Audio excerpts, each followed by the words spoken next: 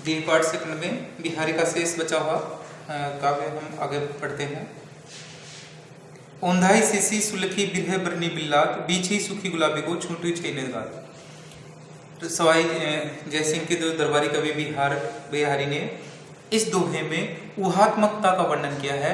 ऊहात्मकता अतिशयोक्ति से भी बढ़कर है, बढ़ चढ़कर कोई बात कही जाए जिस पर यकीन करना ही मुश्किल हो। ये विरह का दोहा है, विरह योग श्रृंगार का, जिसमें विरह से पीड़ित नायिका का इलाज करती हैं उसकी सखियां, तो उसकी स्थिति का यहाँ पर बिहारी ने वर्णन किया। ओंधाई सीसी सुलखी बिरह बिरनी बिल्लात।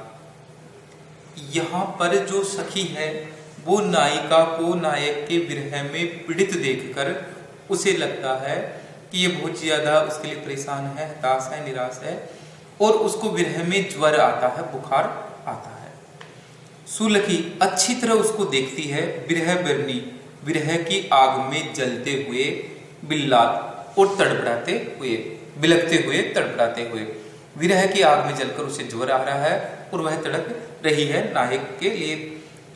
नायिका की ऐसी स्थिति को अच्छी तरह देखकर ओंधाई सीसी, सीसी को ओंधाया, दवा की, किसकी सीसी? गुलाब जल की। बीच ही सूखी गुलाबी को, जिस गुलाब जल को उसके ज्वर कम करने के लिए या विरह के ताप को कम करने के लिए उसके मस्तिष्क पे और शरीर पे उसको औंधाती है उसकी सखी। बीच ही सूखी, वह बीच में ही सूख गई विरह की आग से, वह बीच में ही सूख कर भाप बनकर उड़ गया। छींटो छूने का, एक भी छींटा जो दवा का, एक भी छींटा उसके शरीर को स्पर्श ही नहीं कर पाया, अर्थात वह विरह की आग में इतनी पीड़ित है कि गुलाब जल उसके शरीर पर डालने के बाद भी गुलाब जल उसकी विरह की आग से भाप बनकर उड़ गया, उसके शरीर को छू भी नहीं पाया। विरह में अतिशोक्ति का वर्णन है। इत आवती चली जाती उचली छह सातक साथ, चढ़ी इंडोरे से रही लगी उसासनो साथ। यहाँ भी ऐसे ही वर्णन है और सांसों का वर्णन है कि विरह में उसकी कैसी सांसें हो रही है कि जैसे अभी है मरने वाली है। जैसे हिंडोरे पे चढ़ के नायिका हिलती जुलती रहती है, वैसे ही वह बारंबार सांस ले रही है और सांस लगातार एक बार आती है, एक बार जाती है। तावती चली जाती उचली छह सातक साथ, लगातार सांसें आ रही है, जा रही है। तो नायिका को की सखी को यहाँ भ्रम हो रहा है कि कहीं यह ऊपरी सांस नहीं ले रही, जिसे हम मृत्यु की अंतिम सांसें कहते हैं, वो नहीं ले रही हो। कनक कनकते सोगनी मादिकता निकाय, उही खाए बुराय जय इही पाए बुरा। यहाँ यमक अलंकार का सुंदर उदाहरण बिहारी कवि ने पेश किया है और वो ये बताते हैं कि दो चीजें, एक तो सोना और धतूरा, ये दोनों ही इंसान को पागल कर देते हैं। अत्यधिक भौतिक संपत्ति में भी इंसान पागल हो जाता है और अत्यधिक धतूरा खाने से भी पागल हो जाता है। कनक कनकते सो गुना मादकता अधिकाय। सोने में अर्थात भौतिक संपत्ति में, रुपए पैसे में, कनक भांग या धतूरे से भी 100 गुना मादकता, मादकता हम प्रयोग करते हैं ना आम शब्दों में नशे के लिए, कि मादकता अधिक होती है।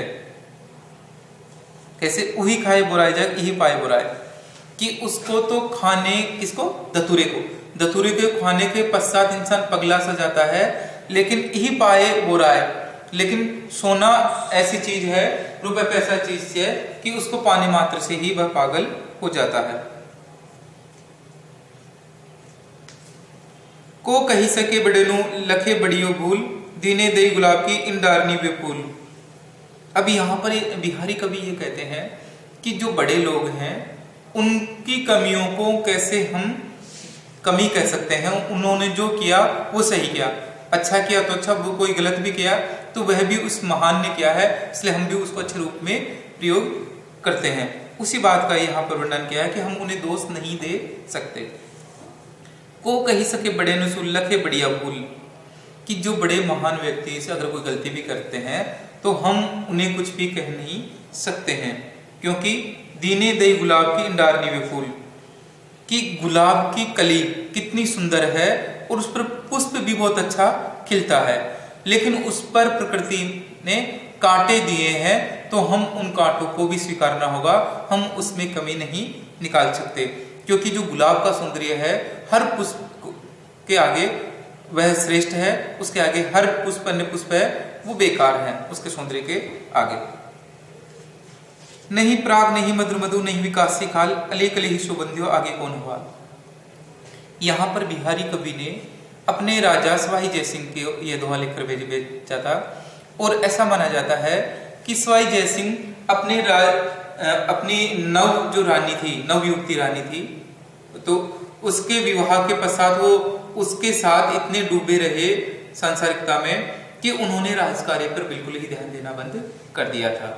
जब बिहारी कवि को इस बात का पता चला कि राजा सवाई जयसिंह राजकार्य पर बिल्कुल नहीं ध्यान नहीं दे रहे और जो रानी जी हैं उनके साथ ही वो मगन है, तो ये दोहा उनको लिखकर भेजा।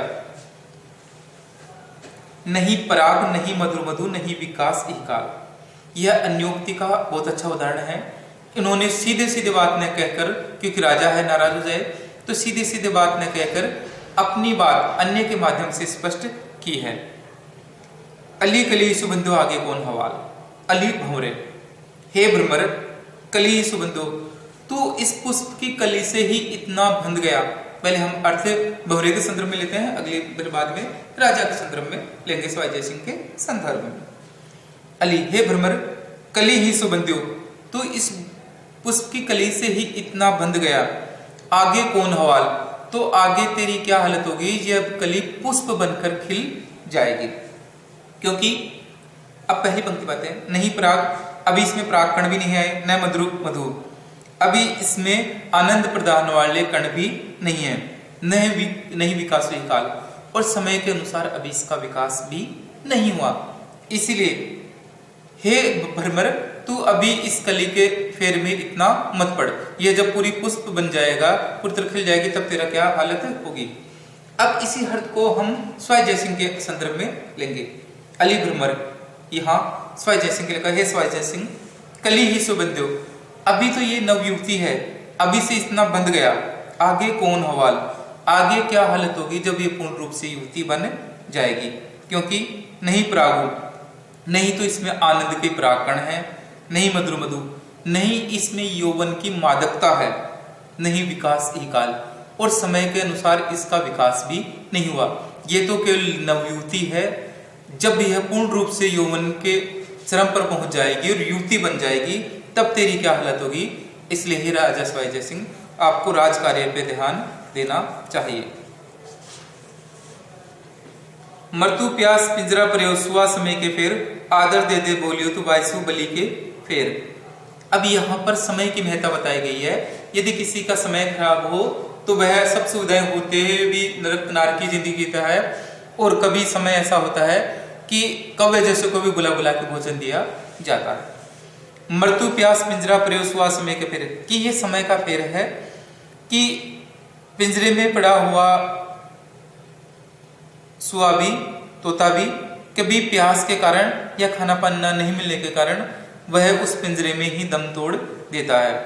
और ऐसे ही कौवा होता है, जब श्राद्ध पक्ष होता है तो उसको आवाज दे देकर बुलाया जाता है, तुम कहाँ हो और ये श्राद्ध का भोजन ग्रहण करो। तो ये समय का फेर है। जगत तू जान्यो जिनी सकलु सो हरि जानो नहीं, जिन आंखों ने सब देखे आंखें न देखी नहीं जाही। यहाँ पर बिहारी कवि कहते हैं कि ईश्वर की महिमा अपरंपार है, और ईश्वर को हम उसी प्रकार नहीं देख सकते कि जिस प्रकार हम अपनी आंखों से अपनी ही आंखों को नहीं देख सकते। ऐसे ही चराचर में इस ईश्वर विद्यमान है, जिन्हें संपूर्ण संसार जानता है। जगतु जानो जिन सकलु, जिन्हें संपूर्ण संसार जानता है, सो हरि जानो नहीं। इसलिए हे मनुष्य, तू उस ईश्वर को जान नहीं पाया जिस ईश्वर को संपूर्ण संसार जानता है। फिर अगर वो भक्ति देखने की बात करता है तो उन्हीं उदाहरण के माध्यम से स्पष्ट किया है कि जिस ईश्वर को हम अपनी आंखों से नहीं देखते, क्योंकि वो तो सृष्टि के प्रत्येक कण कण में विद्यमान है, जिस प्रकार अपनी ही आंखों से अपनी आंखों को नहीं देखा जा सकता, उसी प्रकार हम ईश्वर को नहीं देख सकते, वो चराचर में विद्यमान है। इसलिए हे मनुष्य, तू उनकी शरण में जा। तो लागू या मन मदन में हरि आवे की ही बाट, विकट जटे जो लघु निपट, उठले न कपट कपाट। यहाँ पर भी ईश्वर की भक्ति है। यदि हमारे मन में किसी प्रकार की विषय वासनाएं घर कर गई है तो ईश्वर के दरवाजे हमारे लिए बंद रहते हैं। ईश्वर के दरवाजे तभी खुलेंगे जब हम कपट के किवाड़ हटाकर उनकी भक्ति के किवाड़ खोलेंगे। मन मदन, मन रूपी कामदेव में हरि आवे की बास। ईश्वर किस मार्ग से आए? विकट जटि जो लोगों ने पट खुले न कपट का। जब तक आपके कपट रूपी किवाड़ खुलकर वो भक्ति के और श्रद्धा के, आस्था के, परोपकार के किवाड़ नहीं होंगे, यदि कपट के रहेंगे तो ईश्वर नहीं आएंगे। और जब तक वो श्रद्धा, आस्था और सच्चे मन के किवाड़ नहीं होंगे तब तक उस मार्ग से ईश्वर नहीं आ सकते।